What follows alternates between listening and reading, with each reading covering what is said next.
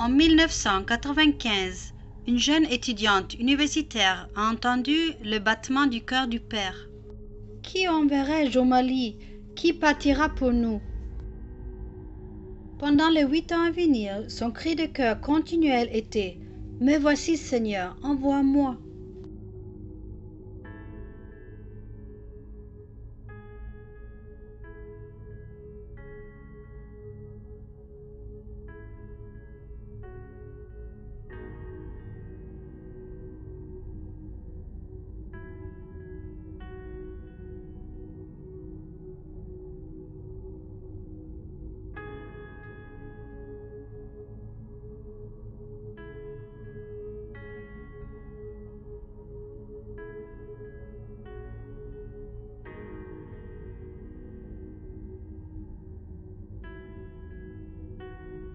En septembre 2003, Claudia prit l'avion pour le Mali, avec rien qu'une grande vision et un grand Dieu.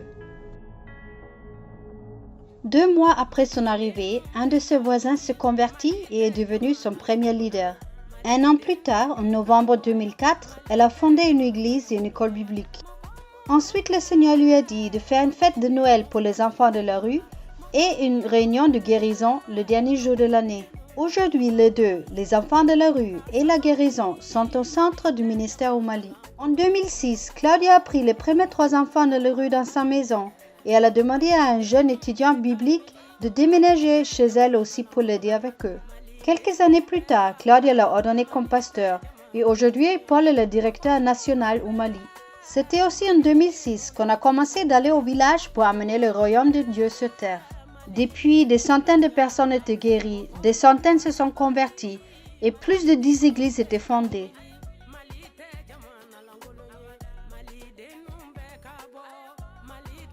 En 2007, nous avons commencé à construire sur le terrain que le gouvernement nous a donné au bord sud-est de la capitale. En 2008, nous avons tous déménagé dans le premier immeuble avant qu'il soit terminé. Depuis, nous avons construit 3 immeubles et nous voudrions bien commencer le prochain sur la partie du terrain que vous voyez ici. L'immeuble principal, qui sera construit le dernier, aura des dortoirs pour 200 enfants au 3e étage, une école fondamentale au 2e étage, des bureaux, la salle du culte et un petit centre médical au rez-de-chaussée. Aussitôt que le toit du 2e immeuble était terminé, nous avons ouvert nos portes pour que les enfants de la rue puissent dormir à un endroit de sécurité. Des centaines d'enfants de la rue ont passé la nuit chez nous, ont reçu à manger et ont entendu la bonne nouvelle. Ceux qui viennent régulièrement et qui veulent suivre Jésus sont considérés pour rester avec nous permanemment. À cause de notre amour, les câlins quotidiens et nos prières, ils reviennent à la vie et leurs vies sont transformées devant nos yeux. En 2016, c'était la première fois qu'un de nos enfants est mort. D'autres sont partis depuis. Et alors, nous n'avons que 12 enfants qui habitent chez nous en ce moment-là.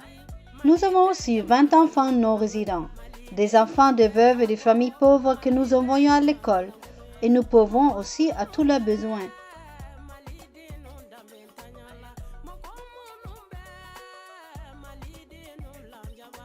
En 2012, un coup militaire a chassé le président malien et Al-Qaïda a pris le contrôle du nord du Mali. Quelques mois plus tard, les rebelles ont aussi essayé de prendre la capitale, mais les Français sont intervenus et ont libéré le nord du Mali. Maintenant, nous avons à peu près 14 000 casques bleus au Mali. Mais les dangers augmentent, comme les djihadistes ciblent maintenant les missionnaires occidentaux. C'est pour cela que nous avons besoin de vos prières. Donnez, devenez parrain ou venez nous visiter au Mali.